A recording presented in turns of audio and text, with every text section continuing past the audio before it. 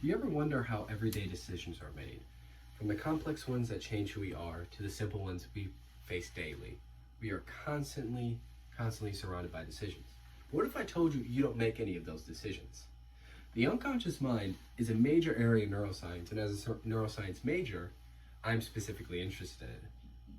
Our present conscious self, the one that's looking at me, hearing me right now, is actually the backseat driver. It's our unconscious mind that is the major factor in decision making. With this information, one main question pops up. Is there free will? And the answer is no. Today I will explain the illusion of free will and how it doesn't exist. For centuries, philosophers, theologians, and scientists have all debated what free will is. They debated whether it could be measured, if it's more spiritual, if it's something concrete. But no one really knew. It's until the groundbreaking work of Sigmund Freud that we really got a picture into our unconscious and what it's actually capable of. His famous iceberg analogy is still used to this day, where it states that 10%, only the tip of the iceberg, is our conscious thought. Again, the one that's looking at me right now. It's 90%, the bottom of the iceberg, that is the major decision maker. So shopping, eating, running errands, they all revolve around the sense of freedom. Even the fabric of America is based on freedom.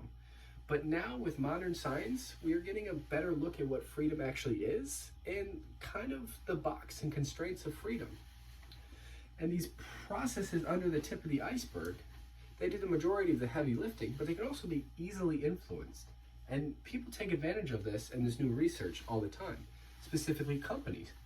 Advertisements and subliminal messagings are used by companies constantly to try to unconsciously persuade you into buying their product.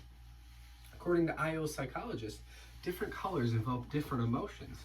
Specifically, color blue is really used when you want to target men for your product, and white is mainly used in like cleanliness and cleaning products and also like beauty products. Just think of like Dove as an example. All the commercials have white backgrounds, it's a white bottle, it's a white logo. It's used to unconsciously promote that sense of cleanliness to make you buy their products. And these everyday occurrences and how they're easily influenced is one reason why free will does not exist. Another reason is objects can influence your unconscious processes too. An example of this a study done by Darling, hand sanitizer actually makes you more conservative. So she took Democrats, she made them take a political ideology test. Half of them had hand sanitizer in the room, the other half didn't. And the half with the hand sanitizer in the room, she saw their political attitude shift more conservative. It's because your unconscious recognizes hand sanitizer must mean there's outside threats somewhere. So it shifts your behavior according to those attitudes, but you don't think twice about the bottle of hand sanitizer there. Another example was a study done by Yale psychologists. They studied whether hot or iced coffee has an influence on how you talk about your relationship with your mother. And actually, if you're holding a hot or warm beverage, you're actually going to talk about your mother more warmly and openly in your relationship with her more warmly than if you're holding a cold one.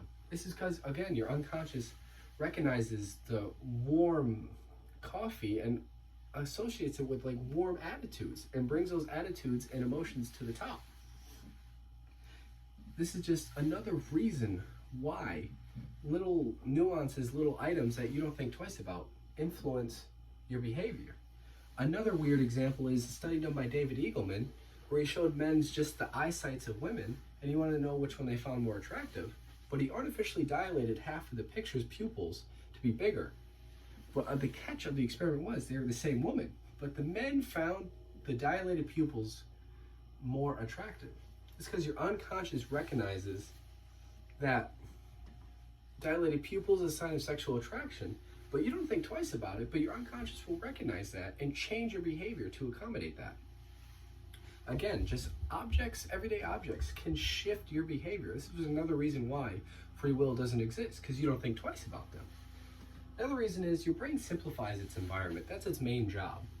And it will kind of predict outcomes and decisions that might arise in your environment. So when you come to that decision, you already have that made. That's why some decisions come really quick and other ones come really slow because your brain hasn't really thought of that decision or outcome yet. So its main job is just to simplify the environment kind of make predictions on different conflicts that might arise, and then make decisions based on those. And it's already made for you, a lot of people think. A lot of neuroscientists think every decision you make is already made up for you. A lot of people get this argument confused with determinism versus indeterminism, which is that your life already has a set path, or each decision that you make changes the path that your life will take. But this is purely psychological. The other argument is more philosophical. But in a more psychological sense, there is no free will. And in conclusion, complex processes occur without us being aware of them. Objects in our environment and everyday nuances weigh heavily on how we behave, but we don't really think of those. Your conscience is super limited in what it can do. It's only the top 10%. And it's super complex. We see everything, we hear everything. Just imagine if we can incorporate that 90%, it'd be amazing. And to kind of boil down this argument, a lot of people like to say this: your subconscious does all the work, but your conscious body takes credit for it. Thank you.